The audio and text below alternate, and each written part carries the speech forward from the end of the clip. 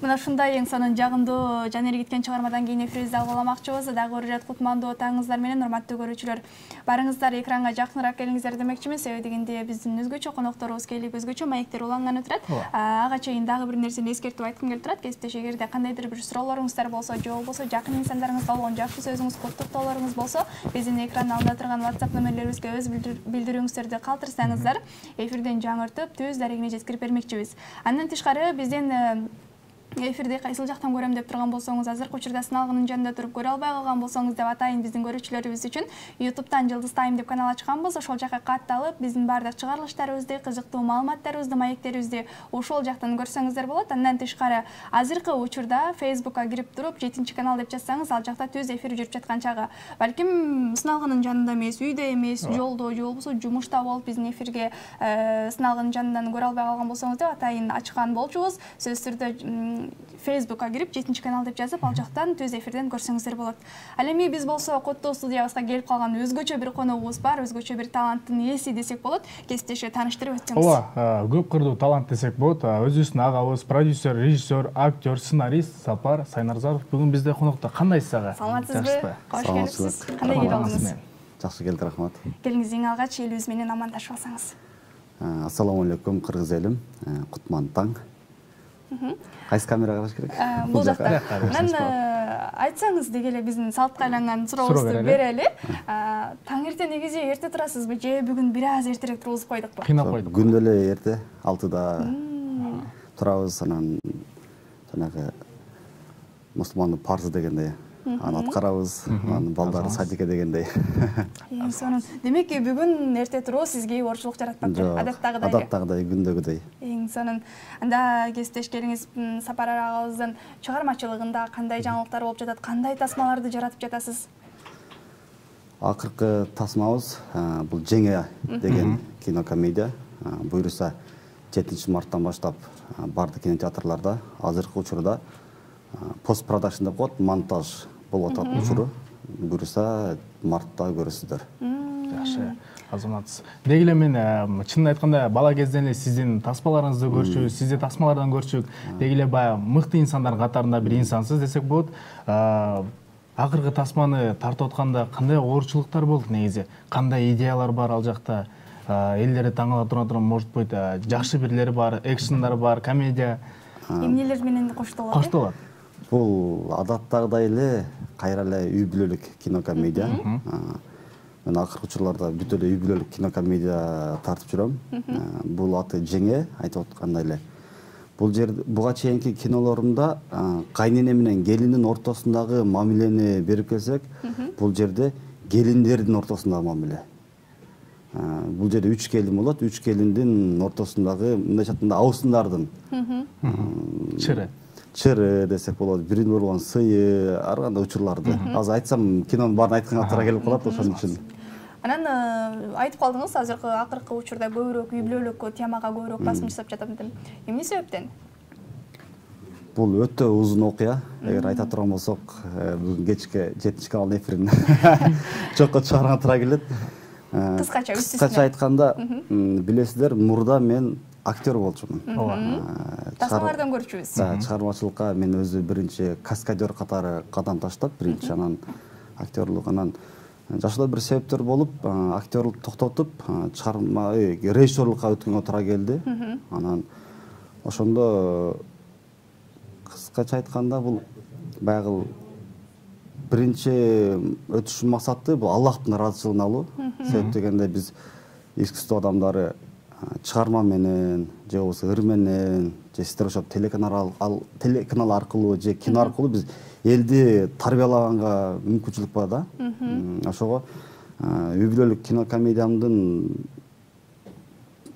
басымдуу бөлүгү ошол кино аркылуу тарбиялаганга аракет кылып келдим да. Ошол үй бүлөлүк болгондо баягы келин менен кайра эле кайнынын ортосундагы окуялар, болбосо апа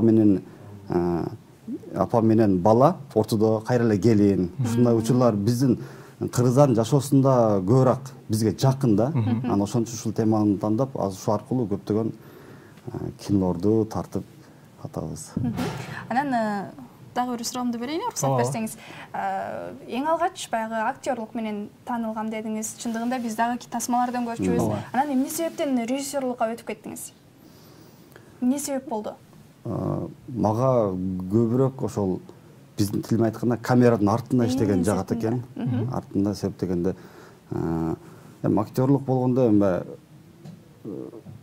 элге таанымал болуш мага жакпайт экен. Мага андан көрө камеранын артында эле чыгармачылык менен иштеген ошол жакыныраак экен. Азамат, негизи чыгармачылык инсандар биз түн иштейт да негизичи. А сизге ошол кино жазганда же илхом кайсы убакытта келет? Же айырмасы жок? Жок, сценарий жазганда биз достор менен тамашалашып Илхам ака деп коебуз. Бүгүн Илхам ака жок го депчи. Тиги Илхам чындыгында бул өтө кыйын нерсе, өзүңүз да жакшы билесиздер. Бир ай отуруп алып балдар менен сценарий келбей калат. Күчкө салсаңчы.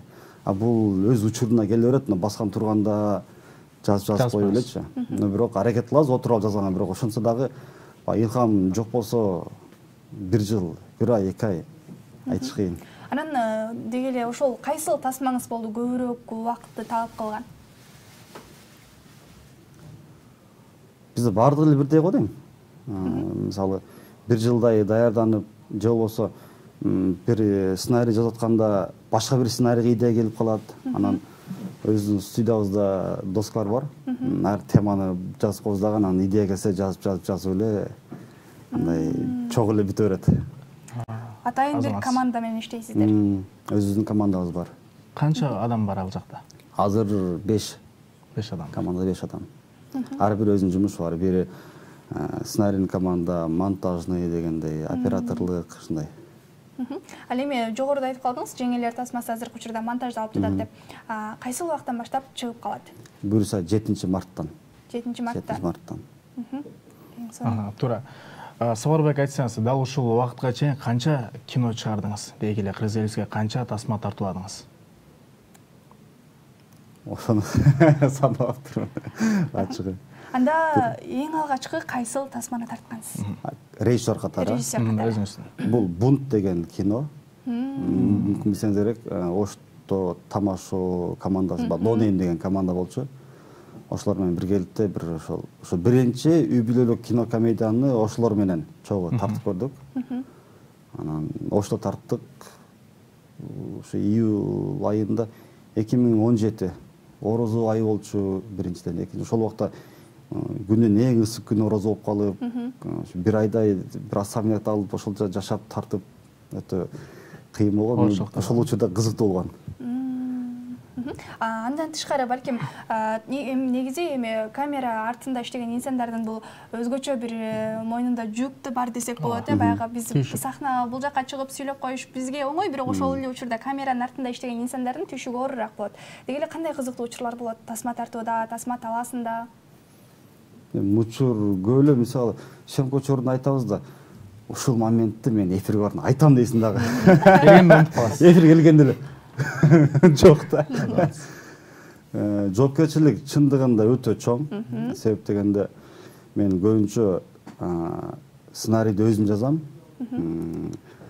Өзүм продюсерлик кылам, анан өзүм режиссерлик кылам да. Анан кээде башка продюсер болуп калганда, бул жерде чын-чынына келгенде чоң акча бар да. Кимдир бирөө үчүн чоң акча, бирок кимдир бирөө үчүн аз акча болушу мүмкүн, бирок биз үчүн чоң акча. Ошол мисалы продюсердин акчасын кайра ордуна коюш, бул чоң жоопкерчилик.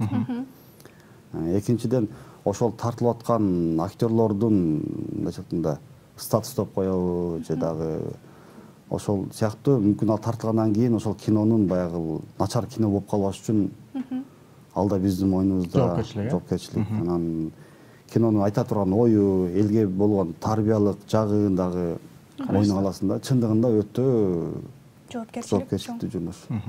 Анан каражат маселеси деп калдыңыз. Ошол тууралуу кайсыл тасма көбүрөөк каражатты талап кылды да? Же болсо негизи эле каражатты кайсыл жактан аласыздар? Каражатты өзүбүздөн эле. Өзүңүздөн. Мисалы буну коммерческий кинонун бизнес катары көрсө болот да. Мисалы тартасың, анан расходун жабасың, прибыль көрөсүң, ошол прибыльди кайра коюп коюп кийин киного колдоно бересиң. Анан да бир суроо да. Сценарий жазып атканда ушул актер тартылыш керек деген максатта жазасызбы же кастингден өткөрүп анан кийин көрөсүзбү ошол актерди ошо сценарийиңизде? Жазып атканда башында ошо актерду көрүп алып элестетебиз да кимдер биздин азыркы кыргыз актерлор кимдер туура келет ушунун ушул персонажга фактура деп коебуз да. Эгер жок болуп калса кастинг кылабыз. Бизде 2-3 проект болгон, актриса табылбай токтоп калган проекттер бар да. До сих пор турат да ошол сценарий, актриса жок. Бизде кыйын, актер, актриса табыш кыйын да. Эми кандай десем, ошол образга туура келген да. Туура келген. Туура келген да. Фактура деп коебуз го. Анан негизи эле азыркы учурда актерлорду, актрисаларды табыш кыйын деп калбадыңызбы? Сиздин көз карашыңыз боюнча азыркы жаш чыгып келе жаткан актерлор, актрисалар кандай? Баягы сиздин убагыңыздагы салыштырганда кандай болуп калат? Жок, азыр чындыгында өнүгүүсү кандай деп сураганым? Биз жаңы ошол чыгармачылыкты баштаганда мен 2002-жылы келгем. Анда эсептелүү гана актерлор болчу. Алар бул жанагы театрда иштеген байкелер, эжелер болчу. Азыр жаңы жаштар чыгып атат. Чындыгында окуу жайды бүтүп келген жаштар бар. Окубай туруп өзү аракет кылган жаштар бар. Азыр бизде актер, актриса жагынан Кудайга шүгүр. Анан уже такшалып келип атат. Өтө өсүү чоң. Тасма тартып, артынан прибыл көрбөй калганда учурлар болгонбу? Күйүп калган? Көп болгон. Андай болгон эмес э? Көп болгон. Болгонбу? Көп учур болду. Мен ошол баягы айтып атпайбы, үй бүлөлүк кино комедияга өткөн себеби ошол, бир себеп ошол. 2013-жылы үйдөгүлөр айтпай үйүмдө кредитке коюп, кино тарта коюп, анан кином актабай калып 2013 болду. 2016-га чейин Россияда иштедиңиз. Иштеп келдим ошо кредитти жабыш үчүн. 2013 алган кредит 2017 ноябрда бүтүргөм. Ушундай учурлар болот. Андан кийин деле болду. Азамат, кандай бир оорчулук, кыйынчылыктар өтсө дагы артка чегинбестен кыргыз элибизге кызматыңызды, өзүңүздүн өнөрүңүздү, деги эле өзүңүздүн талантыңызды тартып атканыңызга сизге терең ыраазычылык билдиребиз. Анан айтсаңыз, деги эле азыркы учурда үй бүлөлүк комедияларда, үй бүлө темасында көбүрөөк тартып жатам деп калдыңыз. Деги эле баягы мага окшогон жаш турмушка чыга элек кыздар көрүп жаткандыр, балким жаш жеңелерибиз көрүп жаткандыр. Деги эле келин менен кайнененин ортосунда мамиле кандай болуш керек? Ошол сиз эмнени чагылдырып бергиңиз келет? Мындай да. Биринчи кино, экинчи кино Кайнене деген кино тартканбыз. Кайнене деген. Ошол кинодон көп интернет баракчага смстер келген, звоноктор келди. Ал жерде кыскача айта турган ою, бирөөсүн айтып берейин, көп жерде айтып келем.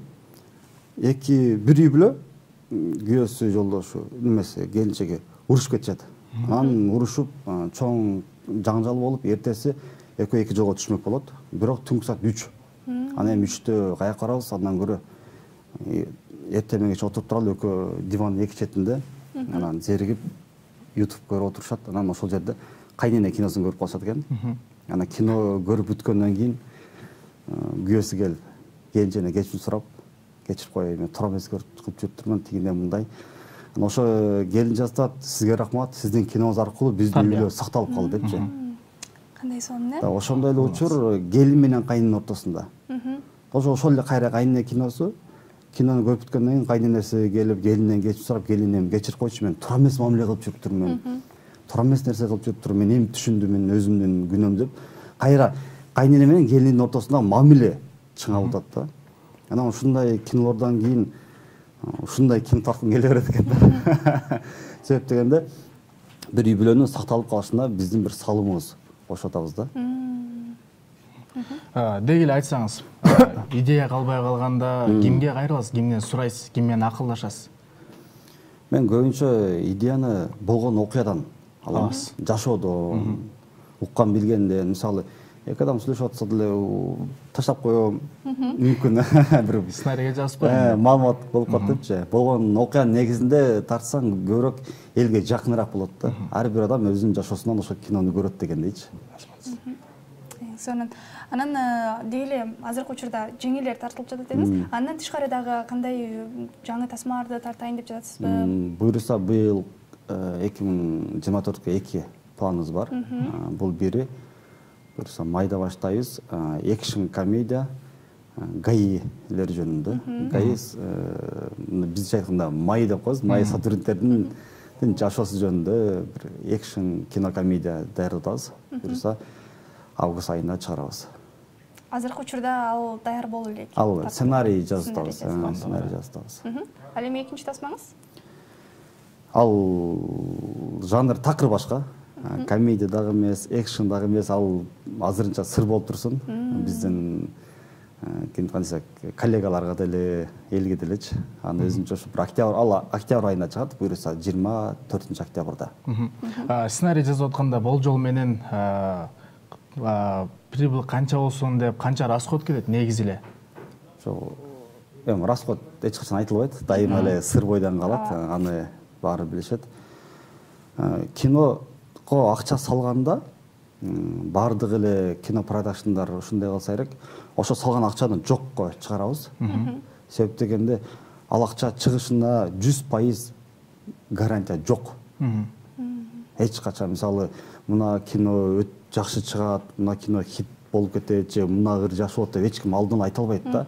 Ал элдин тандоосу, элдин каалоосу да. Ошого биз саларда акчаны жок, бул акча жок деп эсептеп, ошо макул болуп салабыз. Түшүп калса, жакшы, түшпөй калса кийинки киного өтө беребиз.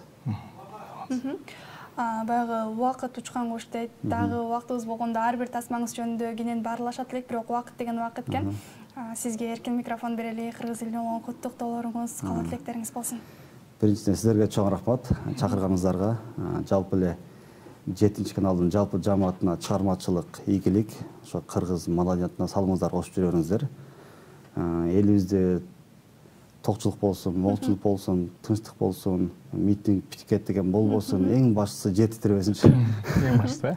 Эң сонун алтында болгон убактыңызды бөлүп келип бергендигиңиз үчүн дагы бир терең ыраазычылыгыбызды билдиребиз. Ар дайым кыргыз элине өзгөчө маанай тартуулап, өзгөчө бир мыкты деңгээлдеги тасмаларды тартуулап жүрө бериңиз демекчибиз. Ал эми биз болсо сапарыбызды алга карай уламакчыбыз. Эч кайда алыстабаңыздар. Алдыда дагы да кызыктуу конокторубуз бар. Андыктан биз менен биргеликте көп болуңуздар демекчибиз дагы. Биз болсо кыскача бир тыныгуудан кийин көрүшмөкчүбүз.